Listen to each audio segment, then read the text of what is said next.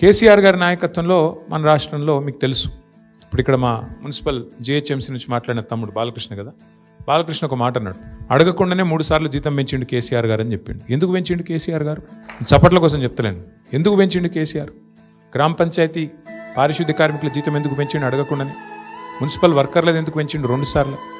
జిహెచ్ఎంసీలో 3 సార్లు ఎందుకు పెంచిండు కేసీఆర్? 200 రూపాయల పెన్షన్ను 2000 ఎందుకు చేసిండు? 500 రూపాయలు ఉన్న వికలాంగుల పెన్షన్ను 4000 ఎందుకు చేసిండు కేసీఆర్? ఎందుకంటే కేసీఆర్ గారు ఒక సూత్రం పట్టుకున్నాడు, చిన్న సూత్రం. బీడీ కార్మికులకు పెన్షన్ ఇచ్చిండు కేసీఆర్, దేశంలో ఎవరు ఇయ్యలే. కమ్యూనిస్టులు రాష్ట్రం నడిపిన రాష్ట్రాల్లో కూడా, రాజ్యం నడిపిన రాష్ట్రాల్లో కూడా బీడీ కార్మికులకు పెన్షన్ ఇయ్యలే, ఒక కేసీఆర్ గారే ఇచ్చిండు. ఎందుకు ఇచ్చిండు? ఎందుకంటే కేసీఆర్ గారు ఒక చిన్న సూత్రం పట్టుకున్నాడు.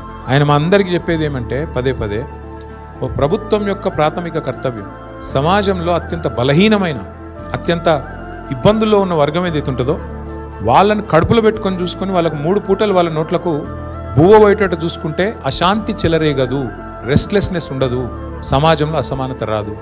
ఆ ఉద్దేశంతోనే ముసలోళ్ళకు 2000 పెన్షన్ ఇస్తే ఏమొచ్చింది అంటే, ఆ అవ్వ దగ్గరకో తాత దగ్గరకో మన్మడో మన్మరాలో వచ్చి, అవ్వ నాకు బిస్కెట్ కూడా కొనుక్కుంటా ఇస్తావా, లేదా చాక్లెట్ కొనుక్కుంటా ఇస్తావా అంటే 10 రూపాయలు పెట్టే ధైర్యం వచ్చింది. ఆ అవ్వ మీద గౌరవం పెరుగుతుంది, ఆ మానవీయ సంబంధం పెరుగుతుంది.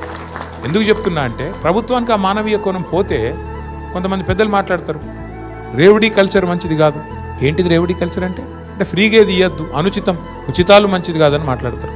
మళ్ళీ వాళ్ళే అవసరం పడ్డప్పుడు ఎలక్షన్లో గెలిచేందుకు మాత్రం 1,21,00,000 మందికి ఎలక్షన్కి 4 రోజుల ముందు 10,000 రూపాయలు మహిళల ఖాతాలు వేసారు మన బీహార్లో. అంటే ఏ ఎండ కాకూడదు, అవసరం పడితే ఒక తీరుగా, అవసరం లేకపోతే ఇంకో తీరుగా. ఇంత దుర్మార్గంగా ఈ దేశంలో మన ప్రాధాన్యాలు, మన విధానాలు ఉన్నాయి.